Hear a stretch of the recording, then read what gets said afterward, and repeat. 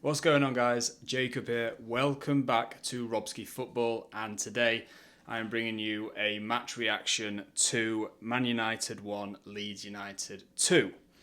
Now, first of all, if you are new here, please don't forget to like, comment and subscribe to the channel. If you like Man United talk, if you like general football talk, this is the place for you. So please don't forget to hit the like button, leave a comment, let me know who you support, let me know whoever you support, what your views are for your team for the rest of the season. And yeah, jumping straight into it. I mean, watching that game was painful. It was frustrating, I would say, more so, just purely from the fact that we've had 2 or 3 weeks now to prepare as a team to kind of, re-energize ourselves, kind of come together as a collective. We obviously had saw the squad go to Ireland on a training camp the past week.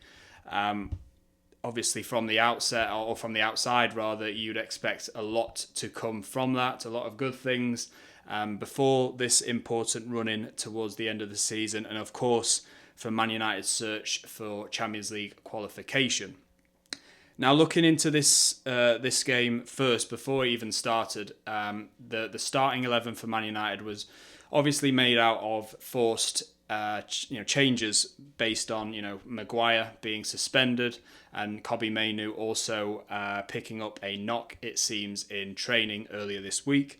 That, first of all, didn't stand us in good stead at all. I think the partnership between Yoro and Martinez, even if they had played together for the last 2 or 3 seasons, I don't have too much confidence in that pairing in the centre-back spots at all. I think it was evident to see, first of all, Martinez. He was starting his first game since the middle of February. Lenny Yoro, who has been hit and miss throughout the course of his Man United career so far, he had probably one of the worst games I've ever seen in a Man United shirt from him. And ultimately, he was the one that was, had the light shone on him throughout the whole game.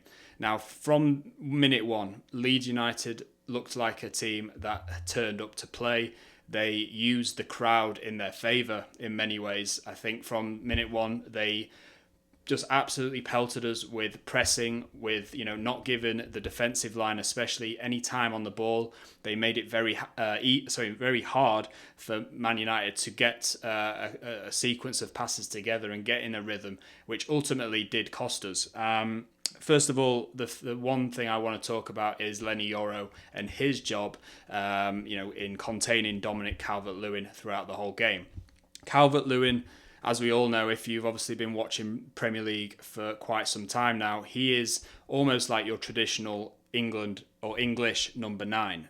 He throws himself about where it's ever necessary, and he did that today against Lenny Yoro. Yoro looked a man that was uncomfortable with his assignments throughout the whole game. His positioning was questionable, especially against a cultured striker like Calvert-Lewin, who knows his way around the Premier League. And ultimately, it was Yoro who he was bullied in the game by Calvert-Lewin, and didn't have a game to remember. Obviously, the first goal from Leeds, Noah Okafor slotting home to make it 1-0 to Leeds.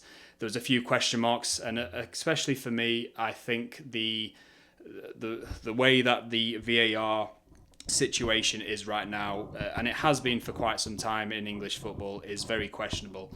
If, for example, we saw what happened with Calvert-Lewin throwing an elbow towards Yoro, obviously not in terms of that he had the intent to do that, but the way it happened, that for me would, if that was happening in a game with other teams in the Premier League, that would be at least viewed through VAR automatically.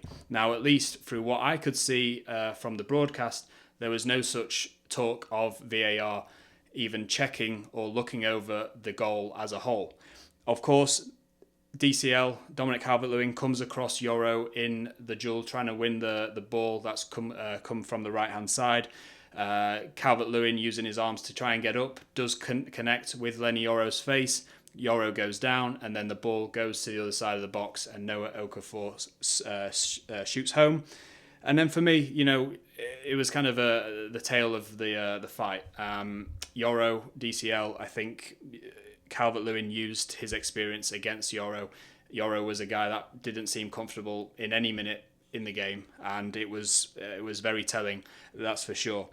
One thing I want to point out is a quote that I did see recently on social media from previous Premier League referee Graham Scott. Now, one of what he calls the myths of being a referee is that we, the fans, expect consistency in the game.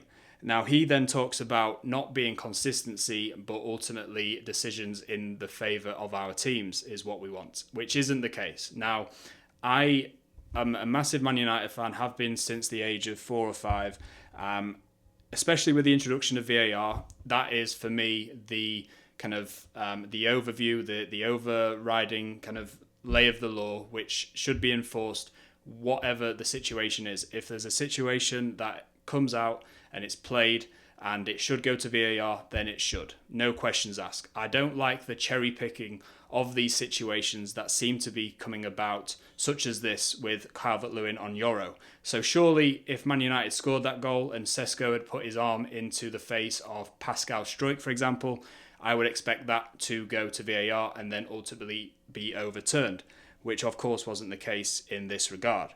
Nevertheless, I think Leeds and Daniel Farke deserve a ton of credit. The way they set out their team, they are traditionally now under Daniel Farke like a 3-5-2 system, but when they are going forward and even when they don't have the ball and are pressing the defensive line of the opposition in their third, they swarm the defensive line, and ultimately again we could see that caused a lot of problems for our back four.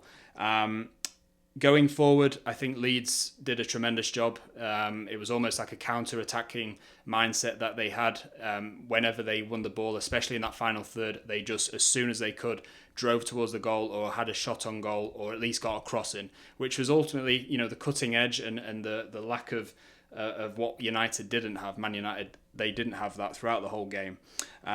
We did look like a team that hadn't played for 3 weeks. Again, the rest that was accrued over the last 2 or 3 weeks since not playing a competitive game, you would think that it would do us some good, but at the end of the day, we didn't look like a team that were match fit. We looked like we had our heads already on the beach for the summer, and that was very disappointing. And especially from Carrick's point of view, it was the worst first half of football that I've seen under him.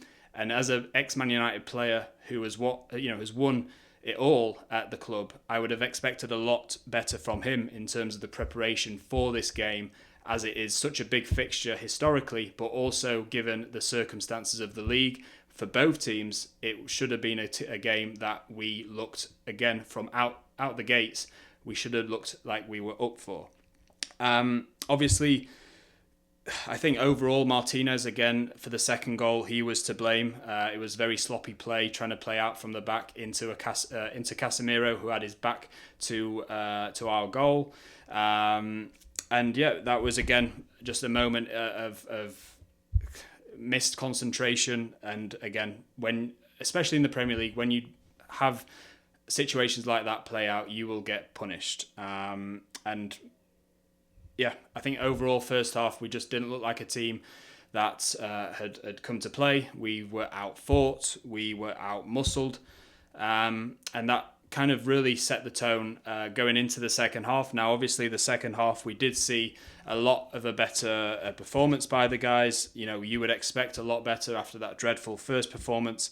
And then obviously with the red card, that changed again the proceedings. That one for me, obviously, as a football fan, I've played the game, to a certain level as well. I understand where the rule for the hair pulling has come from, because it's obviously not needed in the game. But at the same time, when you compare that situation to the situation with Calvert-Lewin and Yoro, it gets you asking, why was that one checked over and over again, which of course resulted in a red card, and correctly so. But the other one was not even given an ounce of thought towards it. It just doesn't seem or sit right with me one bit. And then, of course, we come back, we get a goal through Casemiro, another Bruno Fernandes assist.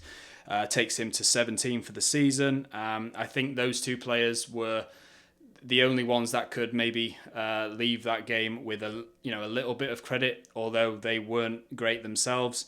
I threw out even that second half positionally. Lenny Yoro was out of sorts. Calvert-Lewin had his number all game, especially with that chance he had towards the end with the solo header, which Seny Lammens, credit to him, it could have been 6 or 7 that Leeds could have scored throughout the whole game if it wasn't for him. And yeah, we had the chances. We had the chances to win it ourselves. Carl Darlow did a great job, as well as the Leeds defensive line. They did a great job at keeping us out. And yeah, we honestly, I think at the end of the day, we got the result that we deserved. And then yeah, going into my final points of the game, I think the service to Benjamin Sesko has to improve. First of all, this is not something new that Man United fans have been talking about, especially over the last 2 or 3 seasons. Players like Rasmus Højlund, when they're asked to play in the number 9 spot as a traditional, let's say, hold-up player or target man, they have never received the service that's expected. I think, looking through moments of the game, a moment such as Bryan Mbeumo obviously came off the substitutes bench towards the end. He picked up the ball from a far right position, coming in, obviously, and cutting in on his left foot.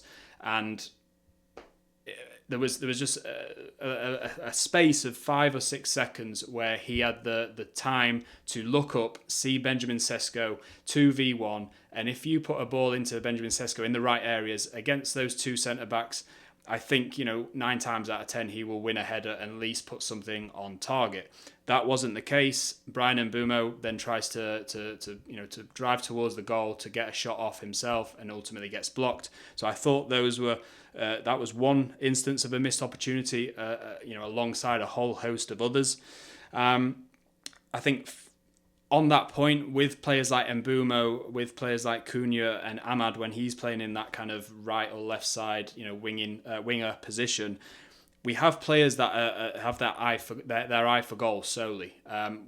In terms of actual playmakers, we really only have Bruno Fernandes in that regard. I mean, Cunha, he obviously has a few assists, so does Bryan Mbeumo so far this season, but it doesn't feel like it's a natural connection, and it doesn't feel like we're using Benjamin Sesko to the best of his abilities and to ultimately reward us as a team. Obviously, the forced changes, I think, hurt us a lot. I mean, Kobbie Mainoo compared to Manuel Ugarte is like chalk and cheese. Ugarte, I will say, wasn't the worst player at all on the pitch today. I think there was a lot of other players, which I'll go into in my final section in a minute. But the break definitely did hurt us. I think even though a lot of managers and teams complain about overload with regards to their schedules nowadays, United were hurt on the flip side of that situation. I think because we weren't in that rhythm coming off of a few good games before the break, it hurt us and it wasn't something that's paid off. The trip to Ireland and the time off and all of that collectively just set us up for a miserable afternoon against Leeds, and Leeds again for a team that have been in a good reign of form. Overall, I would say. I mean, many expected them to go down this season.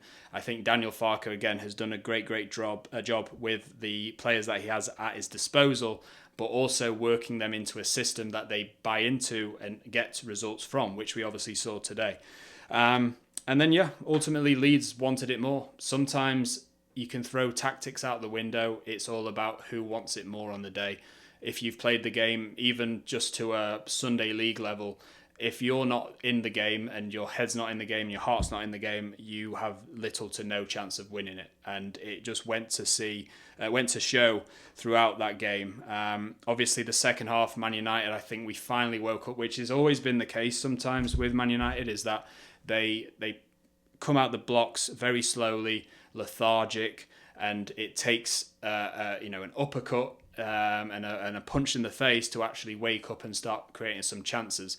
And again, Leeds from their point of view can be very happy with what they did tonight. and obviously giving themselves some breathing room between themselves and Nottingham Forest and West Ham in the relegation battle. And I never really pipped, from this last few weeks, I've never really pipped Leeds to be going on a slump. I thought they'd have that strength in character and strength as a team overall to see this period through. And, Elland Road is a very, very tough place to go. So the teams that they've got going up there in the coming weeks before the end of the season, I'm sure are going to have a real tough game at it. And I'm sure Leeds will be a team that will see through to the end and be in the Premier League next season. Overall, I think it was the story of Man United's season. We dropped points yet again. There's been about, I think, 8 or 9 games so far this season that we've either drawn or lost, which on paper we should have won. Now obviously on paper and on the pitch are two different things, but who knows, if we had, let's say, Michael Carrick in from the start, we could be talking about a potential title challenge. Not that I think we have the squad for that, but at the same time you've got to ask questions such as these, because we can't afford to be dropping points, or at least have that mentality of being not happy but content of dropping points and then thinking, okay, on to the next one. When we look back on the whole season back over in May, we could have easily been secured Champions League qualification by now, or even challenging Arsenal and City for the title.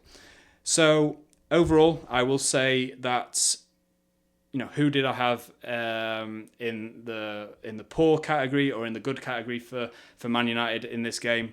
I think Mazraoui, I've honestly held him in a good regard since he's been in a Man United shirt, albeit obviously he's not really played too much of a strong part. Obviously Diogo Dalot has been that right back consistently, and as much as Diogo Dalot frustrates me going forward and his decision making and his quality going forward, Mazraoui was just off the boil today. I don't know if he was just a player that I focused on a lot, but replacing a player like Diogo Dalot, who, for all of his bad things, he does give us a lot of consistency and a lot of solidity in terms of defensive work. But Mazraoui did not give himself many plaudits today based on that performance. Lenny Yoro, I think Lenny Yoro, as much potential as he has, and it's easy to see he has that kind of similar frame, to like a Rio Ferdinand, for example, but by no means has he got that football IQ just as of yet. I think maybe because he is still young and he's getting still adjusted to Premier League life, and obviously he's not being a consistent starter for Man United over the course of the season, that ultimately did show. And again, playing against a number 9 like Dominic Calvert-Lewin, who's so cultured and who's so used to kind of throwing himself about and knows the demands of the Premier League and knows where to go to get the spaces, I think Yoro should have done a much better job at keeping him at bay throughout the game. On the other hand, I think the good, as I mentioned it earlier, Casemiro and Bruno were the only two that could probably hold their heads up relatively high today. Bruno, again, I think he's doing what he can. As much of the bad press that gets said about him, about his conduct on the field, which I completely understand, by the way. There are some times where I'm just left deluded in terms of why Bruno acts the way he acts on the pitch. But on that side of it, you have to kind of suck that in when he's that type of player that he can put the team on the back and try and generate as many chances as possible. And I'll also throw Benjamin Sesko in there. It wasn't like a 8 or 9, 10 out of 10 performance from Benjamin Sesko today, but I think if he sorts himself out with the hold-up play, he is a player that has obviously a frame. I think he's 6'5". He has long limbs. He's able to use that kind of frame to navigate and protect the ball when he's being used for 1-2s, for example, or to even kind of find a through ball to Mbeumo or Ahmad or Cunha, for example. If he can improve that game and also get the service that he should be getting as a number 9 striker for Man United, then we'll be talking about a totally different player for sure.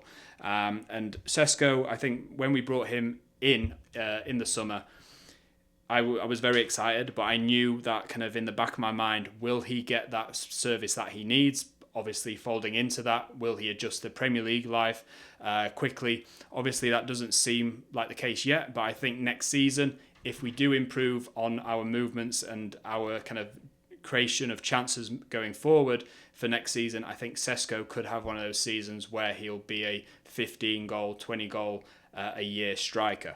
But yeah, guys, thank you very much for tuning in. Ultimately, of course, it wasn't Man United's day today.